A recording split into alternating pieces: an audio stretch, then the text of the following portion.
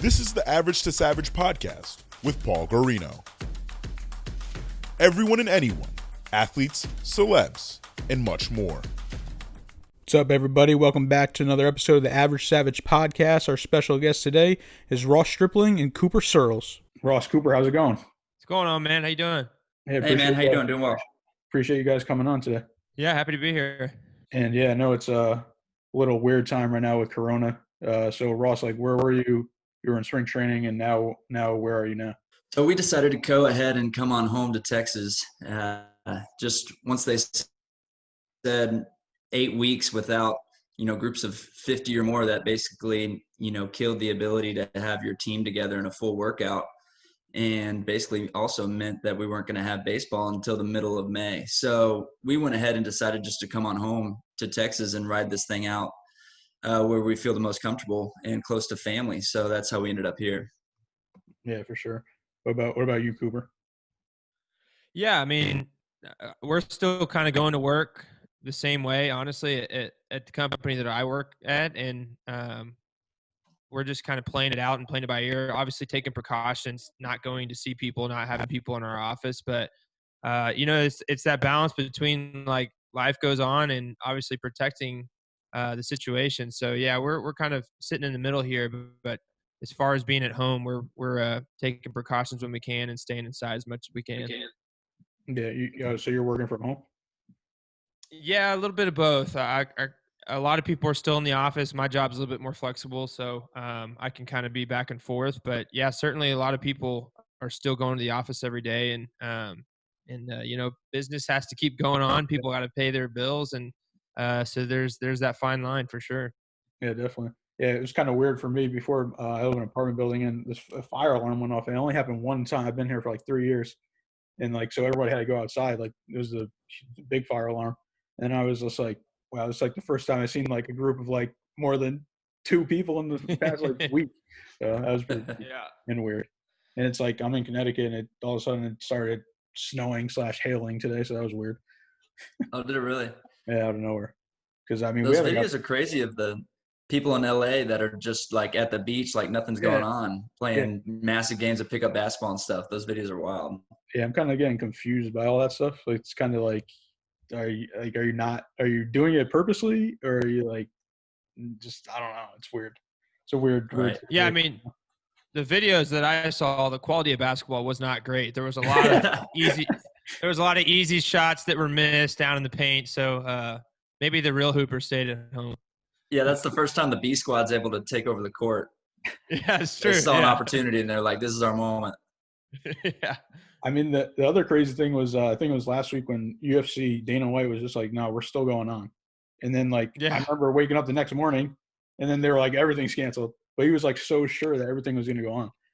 I mean, it could have. I mean, it would have been obviously awesome for the UFC, because then they would have been the only sport playing. Yeah, I mean, Ross and I were talking about the best social distancing thing to do right now is probably to play golf. So if you're a golfer at all, like, this is a perfect time. You're spending time at home. You're like at any time 400 yards away from the next person. So I think golf's really the only sport that's like still be able to play. Yeah, for sure. So going into how did you two meet? Yeah, so Ross and I both went to Texas A&M, but we weren't really friends there. But my wife and his wife were best friends, so we were kind of forced to hang out, and thankfully we ended up liking each other. But so we sort of were thrust into it, and then once we both were out of college and kind of into our careers, we started to hang out more, and it just became a good friendship.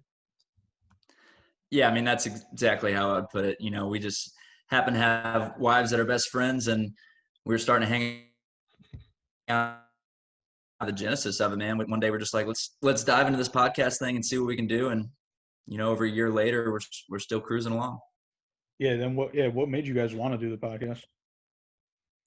Yeah, no reason in particular. I mean, we always had a pretty good banter back and forth about sports and other stuff whenever we would hang out. And I love podcasts. I've listened to them for a long time. And so we kind of just were going over some of the ones that I love. And it just organically came up that maybe we could do it on our own. And I think Ross and I are both the type of people that once we put our head onto something, then we're going to really see it through. So we just made the necessary steps and sort of just been learning as we go. And we've gotten a lot better. I remember the first couple times we did it, the idea of filling like 30, 45 minutes seemed impossible. And now it just seems second nature to us. We've learned as we've gone, and I will say it. I am not tech savvy at all. This would never exist if it wasn't for Cooper and what he does behind the scenes, man. It's all you hear is my voice. Everything else is Cooper. And without him, the big swing wouldn't be where it is. So, man, it's a big project. It's not easy to do a podcast, as you know. And like, for instance, we're doing this on Zoom. We didn't even know this existed, yet it seems perfect for a podcast. And somehow we didn't even know about it. So, you know, there's so many things out there that we still need to learn and get better at, but, you know, just kind of learn on the fly. Yeah, it's pretty crazy. I mean, I just use this actually for like work meeting and stuff. And then I was like, yeah, let me try it. And I was like, let me figure out how to record on this. And I did the other day. And then I was just like, we try the interview with you guys, video interview, and here we are. Yeah. And then how'd you come up with the name, the Big Swing Podcast? Yeah, that was a lot of trial and error. With the first one we wanted was the Scoop, right? Because I'm Strip, he's Coop. The Scoop just sounded perfect, and you know, that was taken. I think there's maybe 10 podcasts with basically that in its name, plus the domain name. All that was taken, which we should have known, but we were all fired up about the Scoop. And then it was just basically 48 hours of texting back and forth different names. And you know, I'm a baseball player, but we didn't want it to be just baseball only, and we wanted to keep it broad and, you know, not pigeonhole ourselves to baseball, even though the Big Swing still has kind of a baseball mantra around it, which is good because obviously we do talk a lot about baseball. But you know, I don't know who necessarily came up with the Big Swing. It was one of the 500,000 names we were sending each other over the course of 2 days, and that one was like, it's perfect, let's roll with it.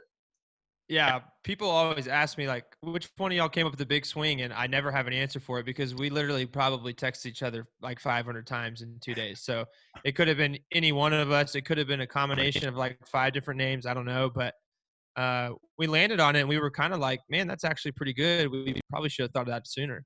Yeah, definitely. Yeah, I like how you guys call your listeners the Swingers too. Yeah. Yeah. Yeah, I'll take credit for that. I don't know if the wives love that, but I love that one. Yeah, it is good. Yeah, it could be a miscommunication on some people if they don't know the podcast. Yeah, for sure. Yeah, I remember. Yeah, that's a reason why too. I didn't name my PG Sports podcast. I didn't even name it that because I didn't want people to associate that I only did sports, because I have like entrepreneurs and like actors, actresses. That's what I've been like pretty much interviewing anybody now. So it's like interesting to just hear other people's stories and just athletes pretty much. One of the biggest reasons we did this was, you know, it's just fun to take an hour or two a week to just kind of disappear down a conversation, put your phones away and dive into someone else's life. And obviously my network is mostly baseball players, so that's the easiest guess for me to obtain. But some of the most fun podcasts we've had for ourselves personally have been other sports, or not even in the sports world. I mean, we've had actors, like you said, on. We had CJ McCollum, Mike Evans, you know, so to talk about something other than baseball, especially for me when I just live baseball 24/7, has been some of the funnest things about this podcast, and just been a good outlet for me to kind of, you know, basically escape baseball for a while and talk about other things. Well, I think the interesting part too is we've seen so many of the even baseball players or athletes in general that we've interviewed. It seems like they seem to get more fired up when we talk about stuff, whether it just be like a weird rabbit hole question or talking about their foundation or anything like that. So we've seen that people seem to get really fired up when they're talking about the thing we're not interviewing them about.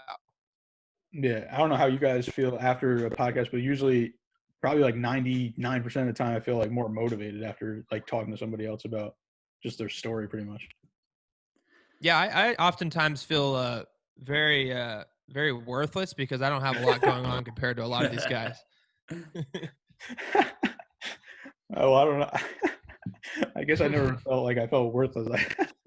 No, but I hear you. I mean, it is cool. I mean, especially I think the charitable side of it, like we were talking about, so many of these guys that we've interviewed have a unique opportunity to touch people's lives in ways that, you know, not necessarily the normal person would. And for them to kind of take that opportunity and run with it has been really cool to hear about. Yeah, definitely. And Ross, going to your baseball career, I was listening to a podcast actually, and you said like you didn't think you were going to make the major leagues. So why did you think that? Well, I mean, I didn't pitch till I was 18, so I was new to the whole pitching thing, and had to walk on in college, and enjoyed college baseball and was good at it while I was there, but really kind of focused on getting a degree and what life was going to be like after college. I never really thought that Major League Baseball was in my future. And then you kind of just get bigger and stronger as you develop. I was kind of a late bloomer, so I developed a lot in my early 20s.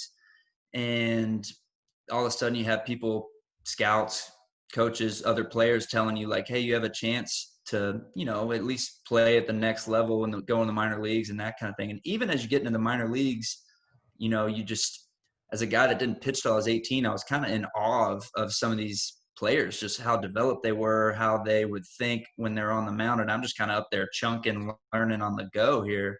And man, it was just kind of a big learning curve, where I never really thought that the major leagues was in my future. Obviously you're working and striving for that. That's the dream. But I think, man, it just took me a long time to realize that, I could actually make it. And then once you get there, you're like, okay, how do I stay? This is awesome. Yeah, that's crazy.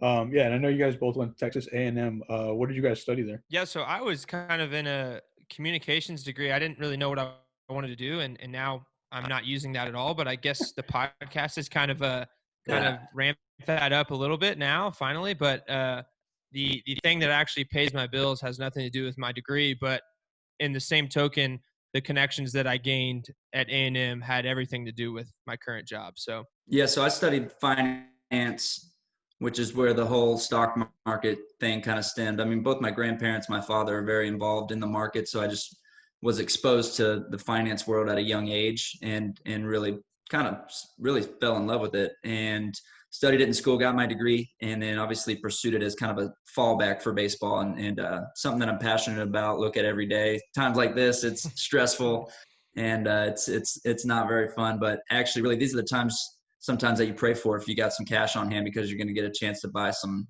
blue chip staples of our economy at some really discounted prices. So it's fun. I enjoy it. Glad I studied it. It's a big passion of mine. Well, I got to ask, is there any stocks you're looking at right now? Yeah, I wish I could tell you, man. I really do. It's just too much of a liability. If I tell you to go buy, stock XYZ and it tanks, you can actually sue me and I'd get in a bunch of trouble since I'm actually licensed in it. Okay. The biggest thing, man, is just think about the absolute staples of our economy, like companies that are going to survive crazy times like this and are going to still be around 50 years from now. And they just got cut almost in half in share price. I mean, that's a pretty big discount to buy some of the biggest companies in the world. So those would be the ones I would look at. Gotcha. And do you think it's valuable now that you have a degree? And I know some like major leaguers or just baseball players in general leave early or just go straight to professional baseball. Right. I mean, I think it's extremely valuable in general and something to be really proud of and something that you work hard for and should be proud of that achievement. There's not a lot of not a lot of major league baseball players that have degrees. So I'm in a small little group there, which is pretty cool. And, the idea that only 1% of guys in the minor leagues make it to the big leagues. So to have a degree to fall back on and then to be able to kind of network yourself while you're playing baseball in the minor leagues and moving your way up and have something to fall back on. Like I said, I think it's a big deal. And if you have a chance to get your degree, there's countless guys that I talk to. They're like, oh yeah, I'm 6 hours away. It's like 6 hours away. Like, go finish your degree, man. Like this life isn't guaranteed. Go get your degree. It's a huge deal and something to be really, really proud of. So I always try and urge people to finish their degree if they can. Well, and just the other part of it is just like, it was the best 4 years of my life. I mean, yeah. I'll just say that right now. So I obviously I don't have a baseball career that I'm falling back later on a degree, but just the idea that I would have given up for the best 4 years of my life would be tough to give up for me. Yeah. Yeah, I definitely agree with you. I remember like people saying that before college and I was just like, I don't know if it is, but now I agree that it probably was. Where'd you go to school? I went to the Sacred Heart University in Fairfield, Connecticut. Small D1. Cool. Yeah. If you guys ever played us, probably smoke them. For some reason, I think we might have played you guys. Yeah, because they go down south at the start of. Yeah. I think we might have early in my career, like my freshman or sophomore year. It's really rings a bell. I'm not positive though. Oh, good. What's your guys' process like for the podcast? Like getting the guest, and then like the research stuff like that. Yes. So obviously with Ross's connections, a lot of the guests are gotten through him. And then, he knows a lot of these people. So he sort of is mainly responsible for developing a lot of the questions that involved with like the personal side of things. And then me as a fan, I just try to find stuff that I think would be interesting for people to hear. And I have a lot of questions that I would love to hear from people. And now having the opportunity to ask those questions has been really cool. But it really, the amazing part I think for us so far is that the total team effort that we've had. Like a lot of the technical stuff is fallen on me, and then of course with Ross's network, a lot of the guests have fallen on him. So we've really kind of share the load on a lot of it. Yeah, I would totally agree. I think it's a 50-50 split. As far as process, it's, really I think some of our best podcasts have been the ones where we don't have a super structured kind of, outline to what we want to ask. I think the ability that we've learned is to kind of go down some of these rabbit holes that you go down. It's if a guy is passionate about something that he's talking about, the last thing you want to do is be like, okay, let's get back on track and talk about this, So it's been a learning curve for us, but I think we've gotten a lot better as we've gone, like Cooper talked about earlier. First, that Mike Evans interview, I think it was like 15, 20 minutes. Like we battled to get 15 minutes out of Mike Evans versus now we can't hardly get anyone to shut up or ourselves to shut up before we get to an hour, so it's gotten a lot more fun, a lot more fluid for us. But as far as process, it's kind of just relying on how much better we've gotten in the last year and just relying on our ability to keep a conversation flowing rather than forcing anything. And I think too, just with Ross and I, having more episodes under our belt, we trust each other in doing the podcast. That like I know I can go down a rabbit hole and he's going to get me back on track, or vice versa. So that's helped a lot, knowing that we have our stuff together and we can figure it out if we kind of get off track. Yeah, I remember that my first episode I ever did, I didn't really write questions, and then I started writing questions, and now I'm back. I don't even write questions anymore. I do the research, but then I just don't want to do questions. Just exactly what you were just talking about, like when they're just talking about something random and you don't want to get them off track. Yeah, for sure. Yeah, it's always the follow-up question to the question you had prepared exactly. that always turns out better. Yeah. Exactly. The research side is good because you want to be able to introduce who the person is, right? You want to be able to say like, this is Cooper of the Big Swing Podcast. He was drafted in the first round, like whatever it is. Like you want to be able to give some background, and and stuff like that. And then just like have some bullet points that, if you are struggling with putting out a sentence or whatever that you can look at and be like, oh, I see that you almost threw a no-hitter in 2016. What was that like? As opposed to knowing that 100% you have to ask that question at some point in the interview. Yeah. And then what about, have you guys had interviews where you're like, oh, this was only like 20 minutes, but there was so much information, and then sometimes you might have like a long one and you're like, oh, that one like dragged on? Yeah, for sure. And there's a lot of them where like you get through 45 minutes and I look at my notes and I'm like, there was 4 things that I think would have been super interesting that I just totally forgot to ask. And you just kind of get caught up in the conversation. And that doesn't mean that necessarily the stuff you recorded wasn't good, but there's so many times where I have interesting stuff that I've written down that I'd never even get a chance to ask. And some people just talk more than others. We try and keep it in the 30 to 40 minute range. I think only the Joe Rogans of the world can go over an hour and keep people entertained. It's just, I don't think we're Joe Rogan. And some people, you ask them a simple question and they go down like a little 4-minute tangent of what their childhood was like and like all this stuff. And, you got to kind of like bring them back down to earth here a little bit. And then you can hear it in us. Every now and then I go on a 10-minute rant about something. It's just everyone's a little bit different. Everyone's passionate about different things, and some subjects get people fired up more than others. And all of a sudden you've eaten up half your clock before you've gotten anywhere close to what you want to say. Yeah. The funny thing that I always do, like I always go back and do the research again, like after, and then I'm like, damn, like I wish I asked that question. Or like I see something they just posted recently on social media, like, oh, I wish I just asked them about what they just did. Yeah, I'm always so critical. I know of me personally because I edit the podcast for us, so I have to listen back to it like 2 or 3 times while I'm editing it, and then make sure it's all working. So like by the time it's actually where the listeners listening to it, I've listened to it 3 or 4 times already. So I hate hearing my voice for sure. Oh yeah, I feel you on that too. At first I didn't like. Now I'm gonna hate looking at myself too. yeah. But at first I didn't listen to it either, and then I started listening to it like after I released it, just to like get the feel of like what the audience was like. Maybe. I was thinking about that, like, Coop, if we start using this, a lot of times I'm just like sitting in my underwear in a road city recording a podcast, 100%. Now if we're going to do a video, I mean, I didn't know this one was going to be video. Usually my hair at least looks a little bit less fluffy than this, at least a little bit done. And I haven't shaved. I look like I have a mustache in this picture up here on the top left. Yeah, it's not great. You have to work on that if we're going to start doing video. Oh yeah, there's so many times where I'm in hotel rooms like halfway eating a sandwich while you're going on a little rant or something. But yeah, we need to clean that up if we use this. Yeah, I actually been going since it's the coronavirus and everyone's home. I've been going live like every day and getting like a guest on. And now I'm like, oh no, like I have to. Usually I don't have my hat or my glasses on. I'm just like recording the podcast. I'm like, all right, now I got to kind of get like ready, get changed, go on live. And I'm like, all right, but it's kind of good because now I'm getting kind of used to being on camera more. Yeah, I think me and Ross got in the podcast game, so we didn't have to be in front of people. Now, now there's. I think that we have faces for the podcast game, not the video. So yeah, that's funny too because my theory was like, why are podcasts getting big? So I'm like thinking, so people could probably do stuff and listen instead of like watch stuff because you can't really do stuff while you're watching a TV show. Yeah, true. For sure.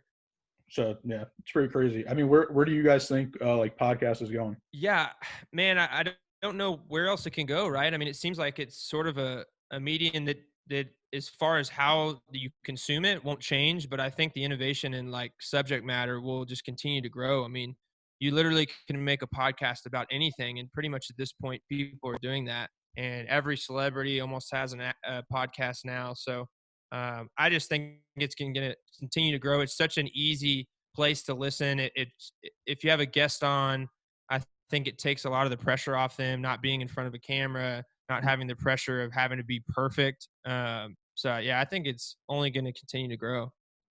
Yeah, I would agree. I think it's as a guy that gets interviewed almost daily, a podcast is where I show my real personality, and not even on my own podcast. When I go on other people's podcasts, I naturally relax a little bit for whatever reason. I know that's maybe not a good thing because that's when you can say something stupid. I mean, you hear examples of that all the time, but I just think podcasting is a great media outlet for athletes, I don't know, celebrities in general, to show their real personality that you don't ever show to the beat writer that just interviewed you after a game or whatever. Those stories are much more cut and dry as opposed to a podcast, which is an hour of just kind of like laid back, cutting loose, and showing off, what you're really passionate about and your personality. Yeah, that's exactly why I like listen to them, just because like you hear the transparency, and then you could like I feel like you get to know the person more, like way more than like most of them are kind of like unfiltered, I guess you'd say. So like people are talking regular, like normal, like how they would talk to. So yeah. And going into your career again, Ross, like what was your first like major league game like? Good question. It ended up going well, at least box score wise. We actually lost the game, but when I look back at the debut, what I'll remember is just having like my friends and my family there in San Francisco. And then obviously you go 7 1/3, no hit, and get pulled at 100 pitches with a no hitter going. And I've never had an opportunity like that to throw one ever again. So, and I don't know if I ever will get another one. So it stinks to not know if I could have finished it. In a perfect world, I've said this a million times, we're winning that game 10-0. And Dave Roberts comes out there and says like, look, buddy, you got 12 more pitches, throw them down the middle and let's see if they hit it to someone, kind of thing, as opposed to it was a 1-0 game. and it's, we're in San Francisco, our heated rival, and obviously we got studs in the back end of the bullpen to try and come in and close that game out. So it just didn't work out that way. But man, looking back, how special is it to have a debut like that in front of so many of my friends and my family, like I mentioned, and it just really cool, something that I'll remember forever and obviously cherish, and just a cool way to start your career. Yeah, I remember actually watching it, and that was before we were really that close. I mean, we definitely knew each other, and I would consider us friends. But I remember tuning in, just saying like, yeah, I'll watch a couple innings just in case it comes out. I could say I watched it, and then no hits, first inning, second inning, third inning, it just keeps going by, and I'm like, am I really about to watch 9 innings here? And That might have been the first 9 innings of baseball you ever watched. in about 10 years. So I just remember like feeling like towards the 6th or 7th inning, it felt like it was the World Series in my head. Like I was just so hyped watching. It was a lot of fun. Yeah. What other sports are you guys into? Well, I'll speak for Cooper, and I'll tell you he's into just about anything. His most recent one, now that all this downtime, he's into marble racing. Got a Snapchat from his wife the other day of him just going ham with one of his buddies about marble racing. But man, we're avid fantasy basketball and football players, big time into both, obviously the NBA and the NFL. Cooper, I would say, is now developing a love for baseball, but it's been slow. I think it's more of a love for Dodgers since he knows them and has actually met a bunch of them. I think that helps. And other than that, man, I thought this would be a good test to see what else I'm into, and it turns out I'm pretty shallow. I'm just into the big three. I don't think I can get into bowling and marble racing and UFC or WWE. I'm going to stick to the basics. Yeah, I mean, if you just give marble racing a chance, it is the new wave. It is a blast. No, I literally watched marble racing for no less than about 2 hours. I watched the time trials for each race and then the actual race. It's very dark over here at the Surles house right now.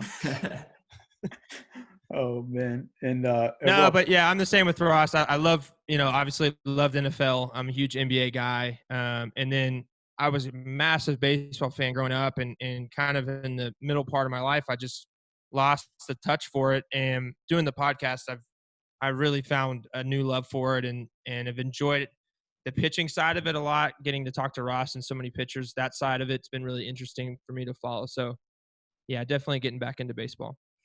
Yeah, it's actually funny you say that too, because like my favorite sport I always say is baseball, but like the past few years I kind of I'd say I fell out of love with it. And I actually just did a couple minor league and MLB players podcasts, and then I was just like, damn, like now I remember why I liked it and stuff like that. So it's been pretty cool. Yeah. I'll speak up for baseball just for a second. It's just it's an acquired taste, I guess, is the way you got to put it. It's slow, not a lot of action, but if you grew up watching it and appreciate it for what it is, it's such a sophisticated sport. And if you kind of understand into what goes into, second and third, 1 out, Mike Trout up, the idea of like, okay, what's the strategy here kind of thing. It's if you can kind of sit and understand baseball for what it is, it's unbelievable to watch and unbelievable to think about what really goes into grinding through 162 games. And I understand if you sit and watch 162 games, 9 innings, night in and night day, I think you might be a little bit crazy, but some people do it, man, and they love baseball. And it's a sport in a class all of its own, if you ask me. Yeah, back in the day, I could name like every single starter on every team. Yeah. But I definitely can't do that right now. I don't think I can do that. I can't do that. I think the part, Ross, you were saying, like, it is such a sophisticated game, and if you are locked into a team, I think it's the most fun sport to follow. Like, if you just are like, hey, I'm a massive Dodgers fan, I'm going to watch this 4 nights out of the week, it is the best sport to follow. But if you're just kind of a broad sports fan, the problem baseball has is no one really cares about players outside of their team. Like, whereas, I don't know, NFL is so big with fantasy football, and then, like, you really care what LeBron's doing, whether you're a LeBron fan or not. So I think as a broad thing, baseball is kind of hard to follow, but if you have one team, it's the best. Yeah. Yeah, I mean, I think, yeah, and like baseball, I feel like it's like most of the people like the local team. Yeah. And not like football is like everybody likes anybody from anywhere. Yeah. Yeah. Agreed. Yeah, Ross, what advice would you give to like a young athlete trying to make like or trying to get like a D1 scholarship or like trying to make a pro league? Yeah.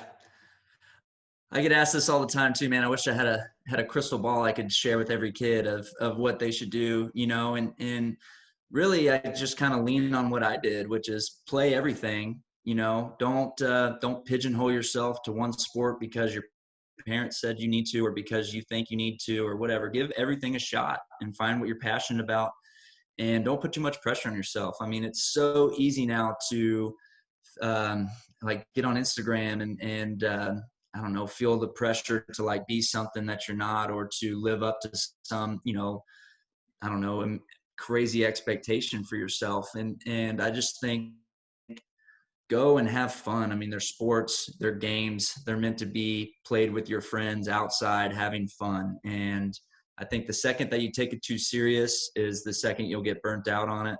Obviously take it seriously in that you want to work hard and get better at it. But man, if you're a 13-year-old kid and you're saying, I'm going to focus on baseball only for the rest of my life, I don't know. I feel like you're taking opportunities away.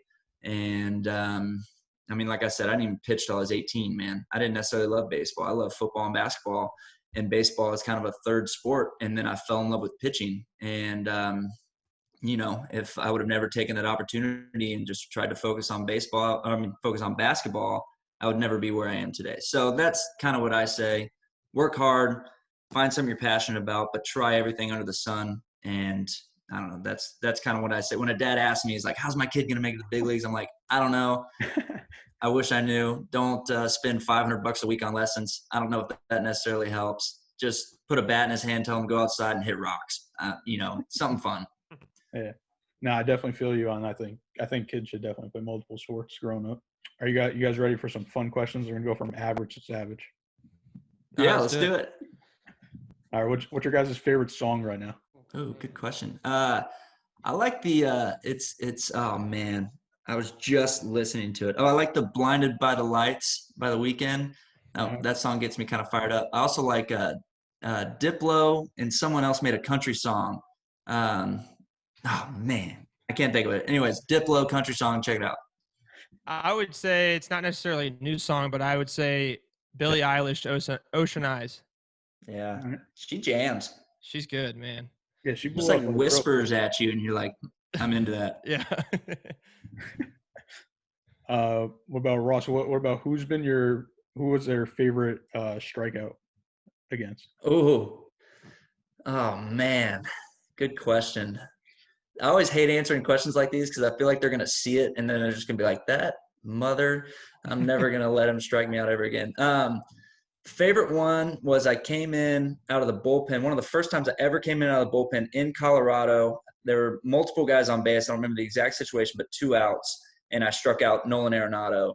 And I remember thinking that was pretty cool as I walked off the mound on that one, just because I was not used to coming out of the bullpen at all. I also don't necessarily strike a ton of guys out, especially Nolan Arenado in Colorado, and I was able to pull that one off. That was a big one. I think that was like early 2017. And what do you guys like to do in your free time? Besides marble racing, let me see. I don't have a lot of interest beyond marble racing. No, I would say one of my favorite things to do is I'd love to go to breweries. Like I love trying new beer and going to breweries. I'm pretty much a homebody for the most part, but if I do get out and do something, that's probably what it is. Yeah, I stay so busy between baseball, the podcast, the stock market stuff that I do, that my free time is usually engulfed by my wife and whatever she wants to do. And usually it's something fun. It's never anything lame. So whatever she comes up with for us is usually awesome. She's really good at like diving into new cities, let's say Chicago, New York, Miami, wherever we are, finding a new place to eat, something cool specific to that city that we can go try. That we always try something new every time we go somewhere different. Yeah, it leads up to my next one. What's your favorite travel spot? I really like Chicago. I like Wrigley Field, which is just obviously fun for the historic nature of the stadium. And they've redone the locker room and the weight room and all that stuff, which used to just be atrocious, is now actually very nice. and worth checking out as a visiting player when he used to be. Spend as little time there as possible. And then the city of Chicago, I love. We stay there right off of Michigan Avenue, which is all those shops, restaurants, bars, and stuff in there. That's really nice, really clean. You can walk around. No one ever knows who I am or anything like that. So we always like going to Chicago. The food there is great. And, it's just a cool baseball town and city in general. I'd probably say my favorite place that I've traveled to stateside would be San Francisco. It just kind of feels like you're not in America. It feels like you may be in a different country or something. Obviously, like the physical landscape of it is pretty crazy, but you just can go to Chinatown, get amazing Chinese food. There's Italian food. There's obviously Napa Valley has incredible food and wine. So I would say San Francisco is my favorite city I've traveled to. I love San Fran. It's a really cool city. Whoa, coming from the Dodger. I know. It's a fun place to go play baseball, man. It really is. Who's your guys' favorite athlete of all time? Oof, good question. I usually say LeBron. I mean, growing up a Cowboys fan, you could say like an Emmitt Smith or a Troy Aikman, or even like I love Peyton Manning. I loved Peyton Manning, man. But like right now it's LeBron. To think of the brand that he's built and to basically take on the city of LA and Kobe's legacy and go be a Laker when he could have kind of gone anywhere else and just, done his thing. He went and took on the biggest responsibility that you could ever take in the NBA, and to basically stink in the first year, get hurt. And now obviously we got a shortened season because of this virus, but to come back and play like MVP caliber basketball. And when everyone's talking about the Clippers and all this stuff, I mean, it's just really, really cool to see what he's done for the NBA. He's basically empowered the players. I mean, they're at a level that they've never been as far as how powerful their players are. And it's a major difference between them and us and really other sports in general, if you ask me. So I would say LeBron. Have you got to meet him? No, I wish, man. Yeah, he's the podcast mecca. That's if we could have any guest, me and Cooper both say it's LeBron. Yeah, definitely LeBron. LeBron would be my favorite athlete too. When he was in high school, I remember watching him play one time, his junior season. And I remember turning to my friend and just being like, that's my guy. Like, that's going to be my guy for the rest of his career. And to have that level of expectations on you, be on Sports Illustrated, I think as a 16-year-old, and then to actually pan out. And then in the middle of your career, face more adversity, people doubting you, and then kind of go to this next phase of his career, go back to Cleveland, win again. It's just incredible to see someone with that much expectation actually pan out and be great, and is greater than we ever could have thought he was. And then, like Ross said, this next chapter in LA, like it's no easy task to take over a situation like that, and to wield his power, get Anthony Davis, and start this new dynasty potentially is incredible. And I'm just sad that potentially this season's been cut short and we didn't get to see what he could have done. Yeah, is that a LeBron jersey behind you? Yeah, it is. There you I go. got 2 LeBron jerseys now too, man. I love them. Yeah. And last one, who would you guys want to do a jersey exchange with? Oh man, I wish that was a thing in baseball. Yeah, that's what I was gonna say. I want to see it happen more in baseball. Maybe you could start it up. Yeah, I'll be that guy. Yeah, I'll be that trailblazer. Well, what it does is it comes out of your paycheck. Oh, yeah. That's part of, like we pay for those if we give them away, which really, it's not a ton of money, but if you were to start giving them away every day, it probably you adds guys up. 162 games. I mean, I think it's different. Yeah, right. Times 162 games. Yeah. I mean, in history, I would want to trade with either Griffey or Nolan Ryan. In current baseball, I would probably choose Trout. I mean, you got to choose with Trout. He's the LeBron James of baseball, and no one even knows who he is. It's absolutely wild. I think it's a good example of how other sports are able to brand themselves versus baseball players, where we really struggle with that.